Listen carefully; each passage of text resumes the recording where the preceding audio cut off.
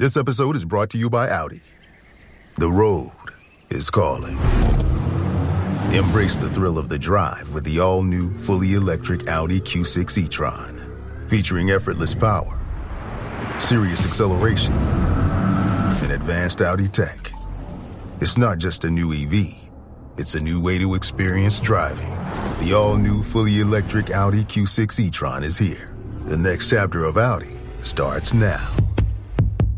I can say to my new Samsung Galaxy S25 Ultra, hey, find a keto-friendly restaurant nearby and text it to Beth and Steve. And it does, without me lifting a finger. So I can get in more squats anywhere I can. 1, 2, 3. Will that be cash or credit? Credit. 4. Galaxy S25 Ultra, the AI companion that does the heavy lifting so you can do you. Get yours at Samsung.com. Compatible with select apps. Requires Google Gemini account. Results may vary based on input. Check responses for accuracy. Hey, Fidelity. How can I remember to invest every month? With the Fidelity app, you can choose a schedule and set up recurring investments in stocks and ETFs. Oh, that sounds easier than I thought. You got this. Yeah, I do. Now, where did I put my keys? You will find them where you left them. Investing involves risk, including risk of loss. Fidelity Brokerage Services, LLC, member NYSE, SIPC.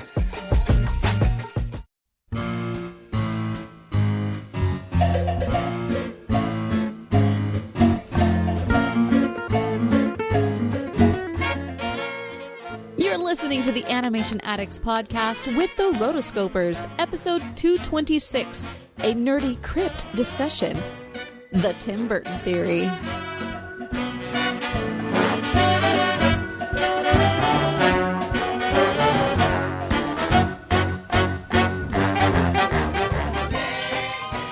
Welcome to the Animation Addicts podcast with the Rotoscopers, the number one place on the cobweb to get your animation fix from animation addicts just like you.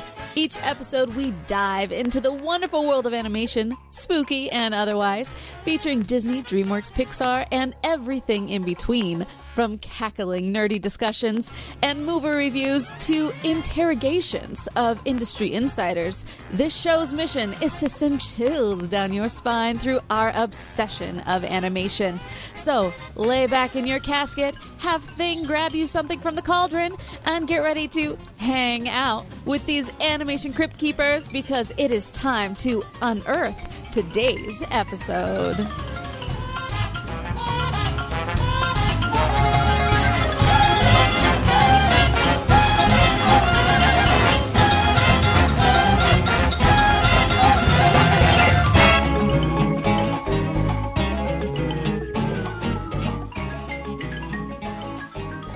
Hey there, animation addicts. I'm Morgan Stradling.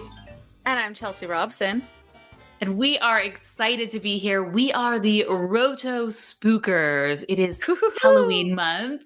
And so we're here for a nerdy couch discussion. We're going to talk about something a little spooky. But before we do, we are having a really fun episode today because what we're going to be doing, we are going to be bringing on the patrons of the Animation Addicts podcast.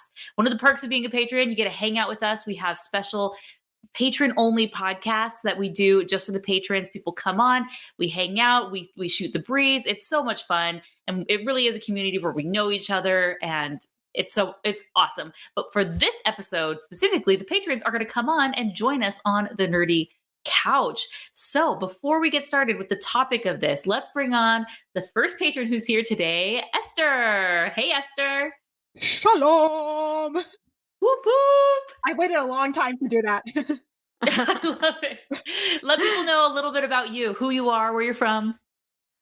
Let's see. I am originally from the Midwest, and I went off to live in New York for about 10 to 12 years, and that was amazing because I got to go to comic conventions and some special animated previews at different movies. And then I kind of moved down to Maryland, and that's where I am now. I help manage an alumni database for university. It doesn't sound very glamorous, but it's fine. It pays the bills.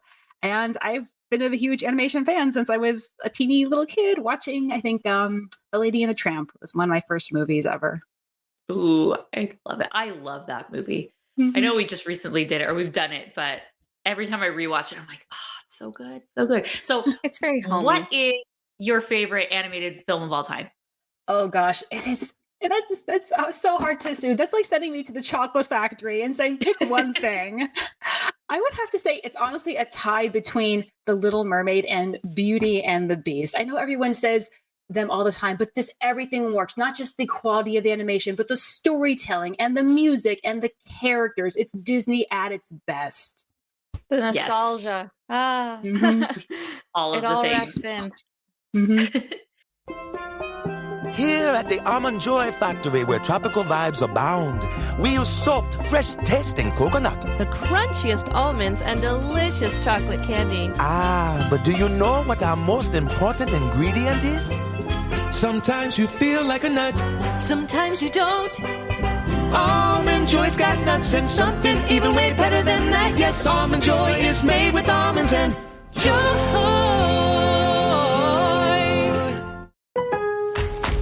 Lowe's knows what makes SpringFest savings even better are member-only doorbuster deals. Right now, rewards members can save $40 on an Allen & Roth Chesler Gold faucet. Was $99, now $59. Plus, save $110 on a Cobalt 40-volt battery trimmer and blower combo kit. Was $279, now $169. Lowe's, we help, you save. Valid through 3/24 while supplies last. Program subject to terms and conditions. Details at lowes.com/terms. Subject to change. Good night, itchy eyes. Good night, sudden sneeze. Good night to your symptoms of allergies. Xyzal is the allergy medicine you take before bed. It provides powerful relief while you rest your head. Not just all night, but all the next day. Xyzal keeps working, keeping allergies at bay. And without those annoying symptoms disturbing your rest, you can wake up the next morning feeling your absolute best. Remember, be wise all. Take Xyzal. At night. So today's going to be a really fun episode because since it is the month of All Hallows Eve, we decided that we are going to be doing a nerdy couch discussion on a theory that has been around for quite a while. You know, people have been talking about this for 7-8 years, but I saw it, come up on Instagram and I'm like, you know what? I sent it over to Chelsea and I said, hey, let's talk about it. Why not? So Chelsea, kick us off. What is this theory that we're going to be discussing today? All right. So there is a theory that the movies Frankenweenie, The Corpse Bride, and Nightmare Before Christmas are all about the same man and his dog. First when he was a kid, and then when he's an adult, and then in the afterlife. And when you line up the pictures, like still pictures from each film, you can see that they look very similar, all of them. I mean, the one that I would say is like less connected would probably be Nightmare Before Christmas if you're looking at just, voice actors for one, but also like skeletal shape and everything. But the dog looks very much like it could be the same dog. Yeah. So with this theory, these are all by Tim Burton. And so, there's all these little things with any of these theories. People love to cherry pick little things here and there. And they're like, oh, there's this. And so therefore it proves X, Y, and Z, and so people are thinking, oh, because it's Tim Burton, he secretly has interconnected all of his movies. And there are a lot of similarities. So let's first talk about the different similarities between these movies. One, they're all stop motion animated films. And they all have this very Tim Burton-esque style. If you've ever looked at concept art for different films, Tim Burton, he worked for Disney in the 80s. He has a very, very distinct style. You see it in his character designs. With Corpse Bride being the exception, I'm not sure how involved he was with, if he was the producer, but I don't know if he was involved in character design, but obviously very much influenced by him because these all look like Tim Burton stuff, right? And so that's one of the reasons why people initially bring this theory up is because the characters, specifically Victor in Frankenweenie and Victor in Corpse Bride, it seems obvious. Victor is young in Frankenweenie, and it just looks like an aged up version of Victor in Corpse Bride, right? And then there's obviously and isn't it the same voice actor? Is it Johnny Depp? Johnny Depp is in Frankenweenie as well. So I see that as a possibility. The only thing that is different is the Nightmare Before Christmas. Which And then they have the dogs, right? They all have the dogs that very similar. They have a very pointed snout that, therefore, they're the same dog. Right. They're the same guy. Now, go ahead, Esther. I was going to say, so if you've talked before about, I think, a time vortex in the Disney verse, is this the Burton verse then? Yes. The time vortex in the Burton verse, right? Exactly. So that is a throwback. That's how you know Esther is one of our OG listeners. Yes. That's from episode 1. Really? That far back? I don't remember. Okay. Oh, it's so good. Well, we always brought it up, the time vortex. It's the answer to everything. And when it comes to Disney theories, Pixar theories, or Burton theories, a time vortex solves all of your problems. It's just the magic key that connects it all together. So I think we're going to talk about, let's talk about how this possibly could happen and why. And then on the flip side, someone will play devil's advocate and break it all down, because I think that's what a lot of people like to do with these is, okay, nice try. But so what they're saying happened is that Frankenweenie came out in 2012, Corpse Bride 2005, Nightmare Before Christmas 1993.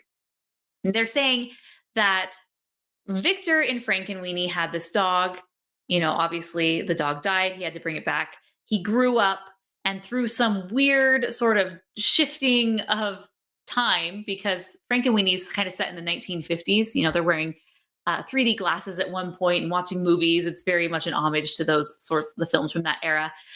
Then we hop back to the Victorian period, and he's grown up and he has a dog. It's the same dog. He has a different name. But then when he dies, he kind of becomes Jack. He renames himself, becomes a new guy, and becomes Jack the Pumpkin King with his dog Zero. So, you know, there's a lot of hoops that you have to jump through to kind of make this timeline work. And that's kind of where it falls back apart, because you have to kind of jump backwards in time. And typically theories don't do that, right?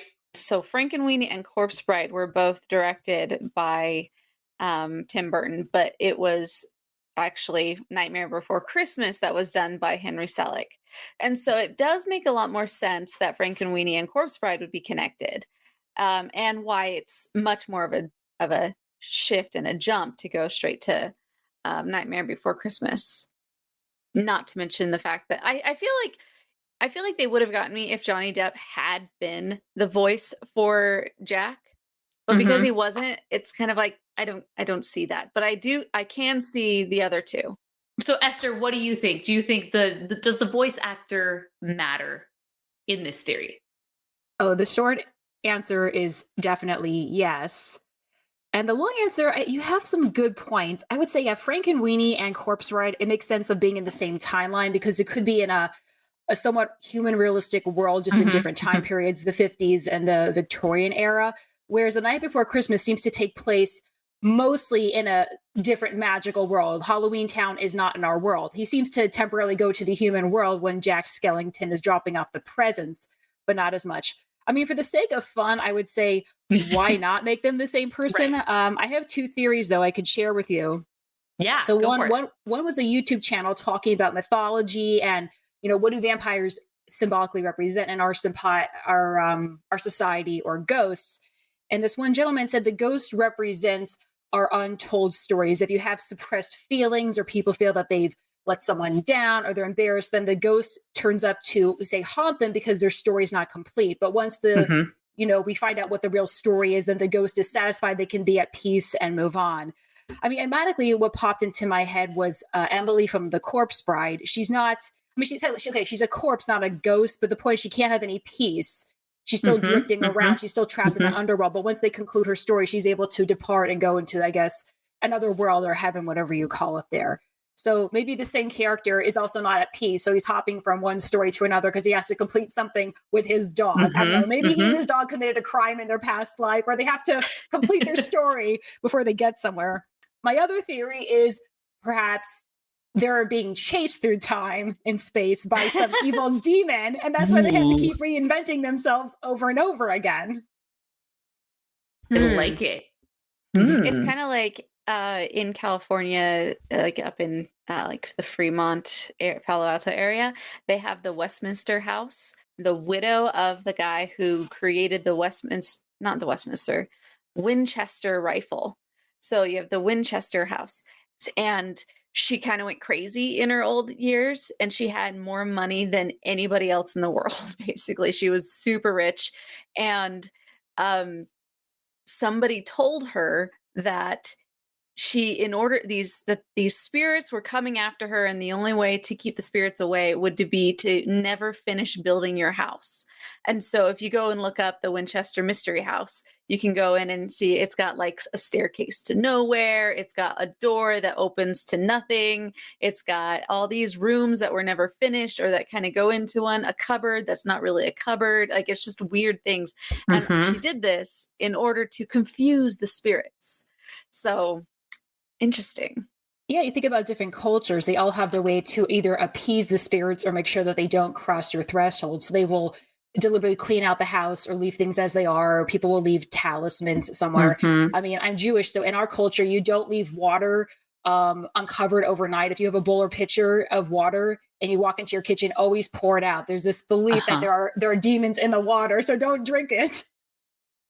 Interesting. Also, just from, I guess, a health perspective, there might be a fly in that or something. You never know what got into the water. So just better pour it out. You can get yourself a clean glass of water. Yeah.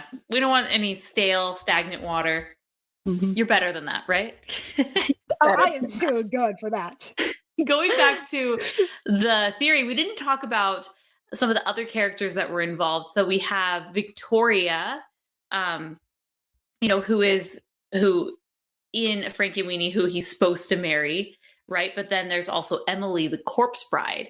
So people, he's kind of in this like love triangle in Corpse Bride. It's pretty interesting. But people say that I think it's Victoria.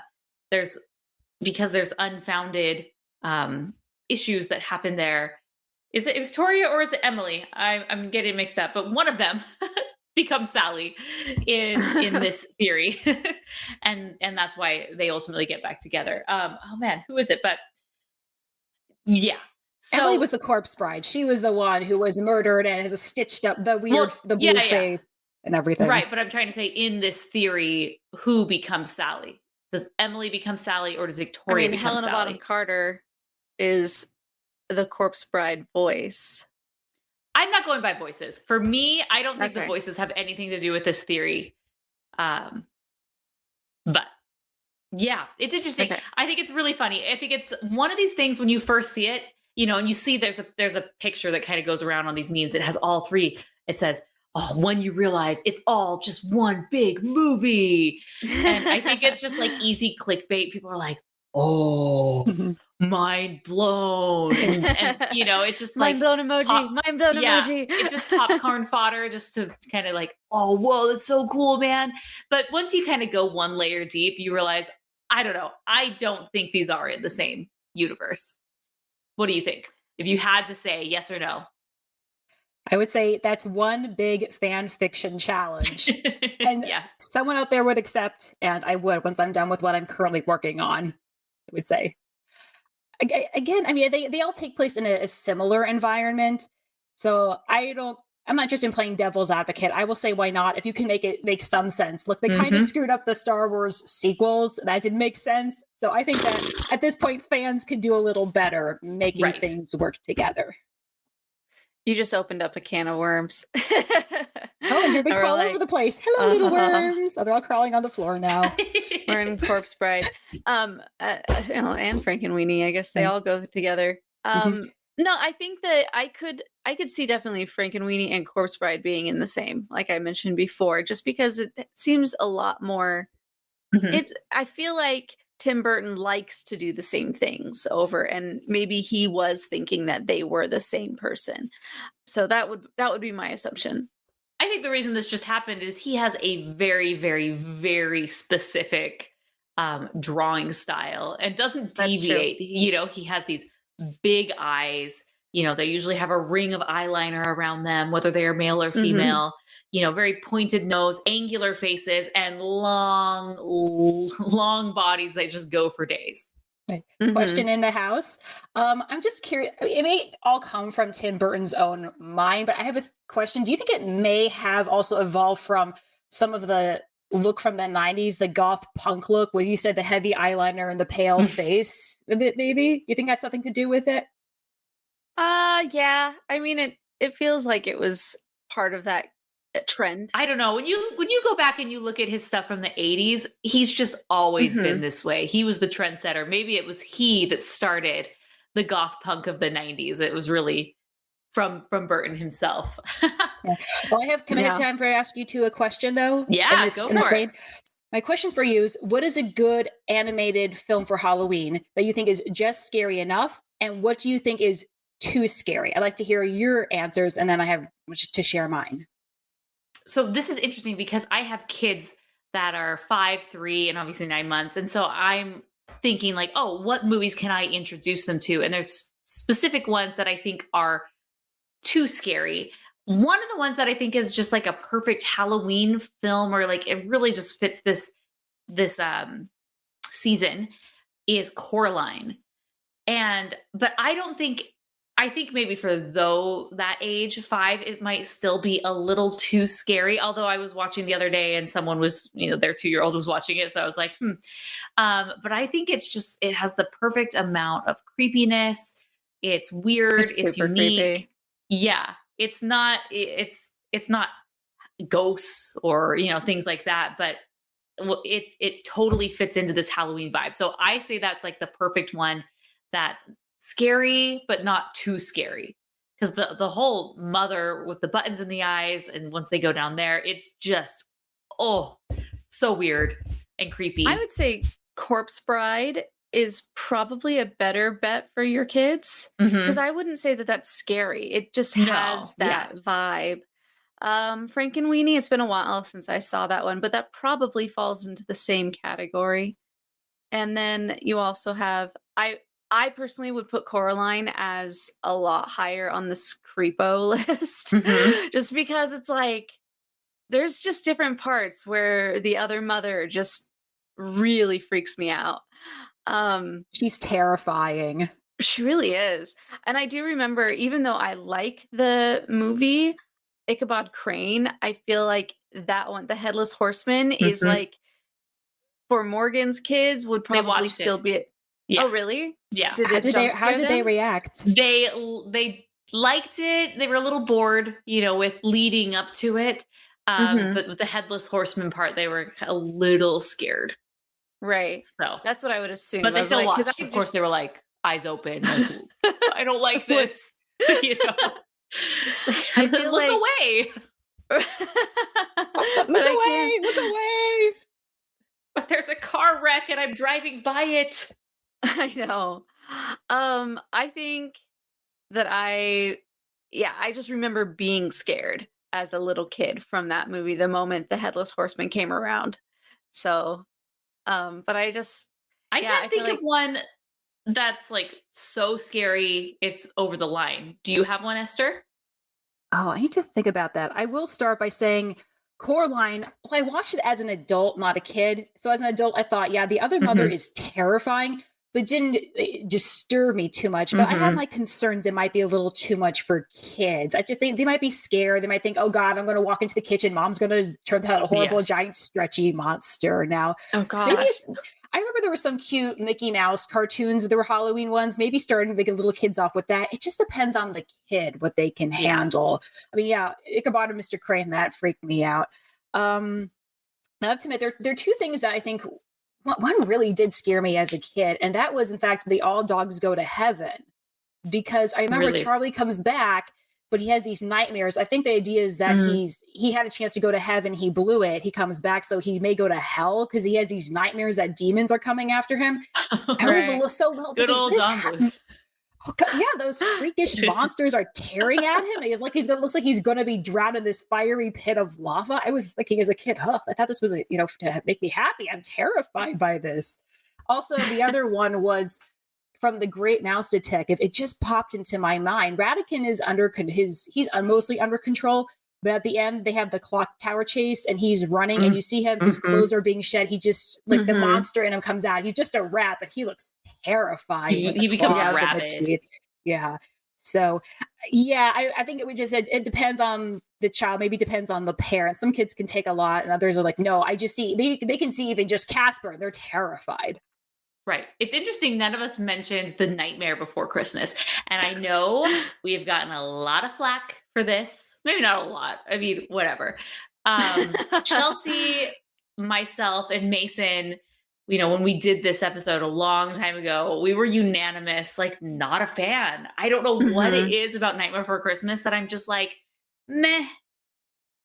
Like, I watch it and like, I like the songs and I like the idea of it. When I sit down and watch it, it just doesn't get me. I don't know what it is about it. So it's just kind of interesting that we didn't even talk about it. Well, could it be perhaps Jack Skellington, his character arc? He just seems to, he makes a mess of things and then just, oh, gee, I'm sorry, Mr. Santa Claus. And Santa has to fix it. He doesn't have to make a hero sacrifice or give up anything or change. Maybe that's part of it. Yeah. It's it has elements that you think it would work and it would be great. And it is beloved. So I understand. I'm not saying my opinion is gold. Everyone has their own ideas, but something about it, the songs are great. Animation is great. But when it all comes together, the plot, I think Jack's character is one of the big parts of it. And his arc just doesn't do it for me. Well, think about the moral of the story. It's don't break out of anything. Stay in your lane. Just keep doing the same thing over and over again, no matter how tired you are of it. You will suck at anything else. And, you work in business, right? People are told, don't do that. Get creative. Take chances. Expand outside the box. And you may not do everything right the first time, but you have to keep trying until you do it. Yes, I never considered that. No, yeah, that's exactly. I've gotten really into watching. There's a YouTube channel that I found, and the host she's really good at explaining a lot more of the hero's journey and the 3-act structure. And I thought I knew a lot about it, but then when she went in and was like, "Oh no, this is like, there was a lot of pieces that just kind of got put into place for me." And one of those is the fact that every main character has to have start out with a misbelief, which is the direct opposite of what the moral or the theme of the story is, which never changes. So it's actually, Jack Skellington, his misbelief is that I can go outside of my lane. And then, so you're saying the theme is, no, you can't. So inspiring. Merry Christmas, everyone. Stay in your lane. You're exactly right. And that's probably what goes across.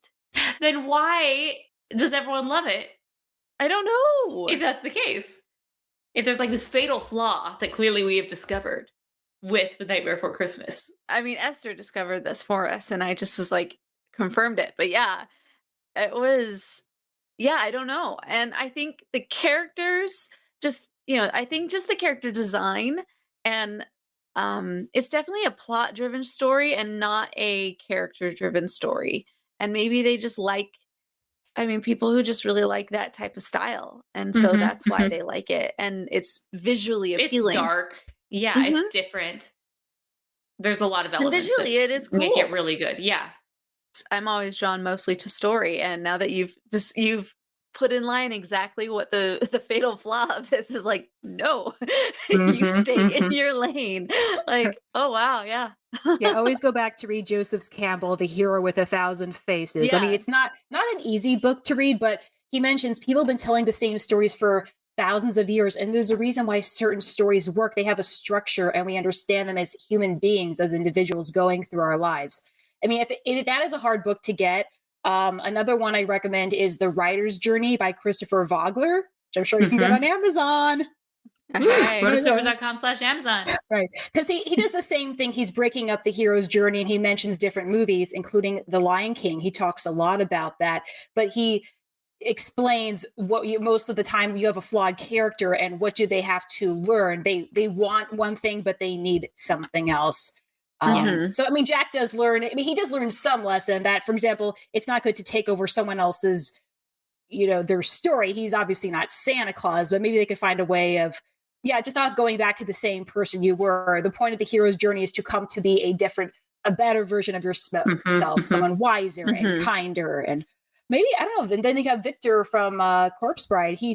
I think in him also, he has that insecurity in him at the beginning, and he overcomes that at the end. Yeah. So maybe it's a little more satisfying. And also he helps Emily. She's the one who needs help. And he saves her. Ooh, so if you were to watch, if you guys are going to watch one movie before Halloween, what would you watch? Animated. Or of these three, of the three that we discussed, which one are you going to go back and watch? Corpse Bride for me. Sister? Corpse Bride for me too. I love a Victorian romance every time. What? I am with you. As we were talking about it, I'm like, man, it's been a while since I've seen Corpse Bride. Frankenweenie, I don't know what it is about Frankenweenie. I saw it and I was good. It's just not super engaging. And then you know how I feel about Nightmare Before Christmas. I'll go back and watch it if I need to, but yeah. So speaking of going back and watching movies, one of the things that we do with our patrons from time to time is we have watch parties. And in November, we are going to be doing a watch party with all of our patrons. So that's going to be really fun. We're going to get together on a Friday or Saturday night. We're all going to bring up the movie and push play at the same time. And then we're just going to watch it together. And then, all be on the same live stream and just talk about it, shoot the breeze, discuss characters, watching it in real time. We had already, we decided on a movie, but I kind of want to change the movie. So I'm going to go back to the patrons and see. We were going to be watching Pirates of the Caribbean, but I kind of, on the flip side, maybe want to watch The Parent Trap, the Lindsay Lohan one. So I don't know. I'll give that out to the patrons, and they ultimately decide which one. Those are two totally different things. Hey, maybe we'll do both. We'll do Pirates of the Caribbean, and then the next month we can do The Parent Trap, and I can get my Parent Trap fix. Both are so good. So it's going to be super fun. I'm really excited to do that basically in a week or two with the patrons. So thank you so much, Esther. This is a blast.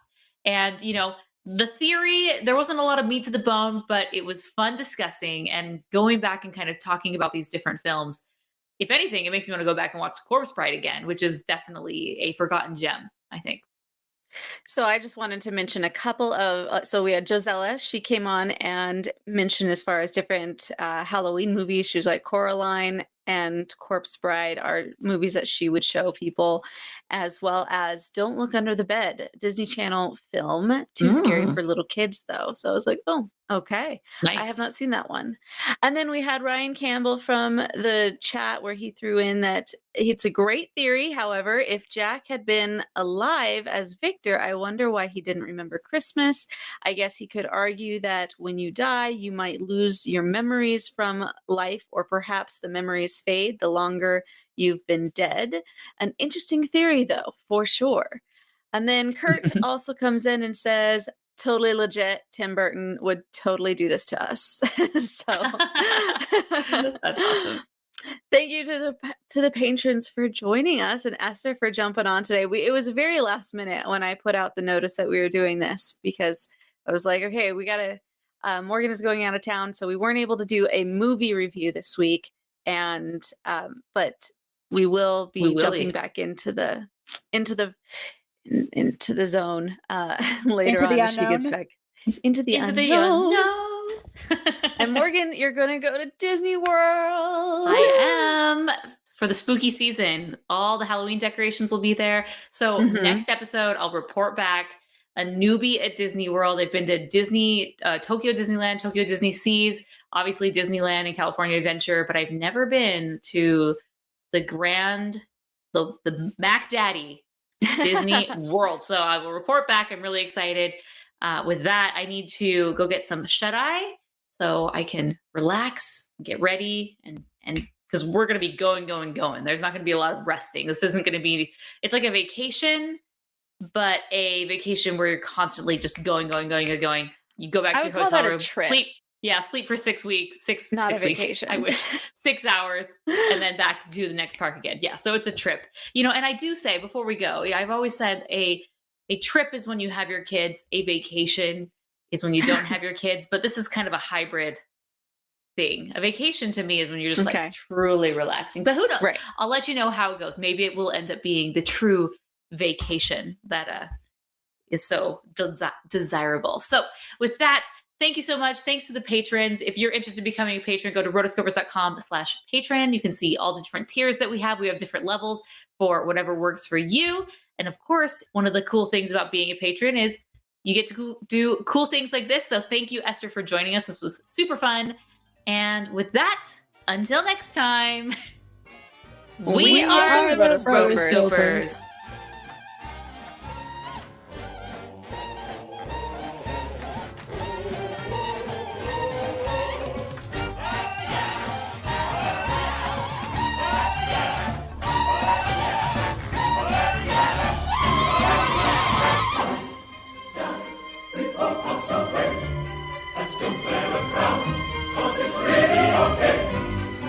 Try and hide, and you might try and pray, 'cause we all make up the remains of the day.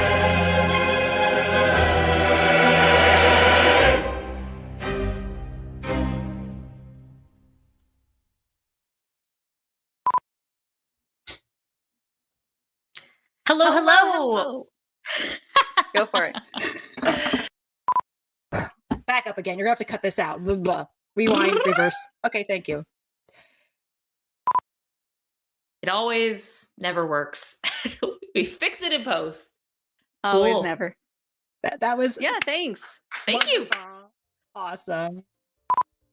You've been listening to the Animation Addicts podcast. If you enjoyed this episode, don't forget to subscribe and be sure to leave us a 5-star review. We're available on Apple Podcasts, Spotify, and wherever you listen to podcasts. And if you want to help spread the word, be sure to share the podcast with your friends on social media. Just don't forget to tag us at Rotoscopers on Instagram and use the hashtag AnimationAddicts. For all the links and full show notes for this episode, go to rotoscopers.com/podcast. Now, if you still can't get enough for your animation fix, be sure to subscribe to us on YouTube and visit rotoscopers.com for more animation news, reviews, and interviews. Thanks for listening.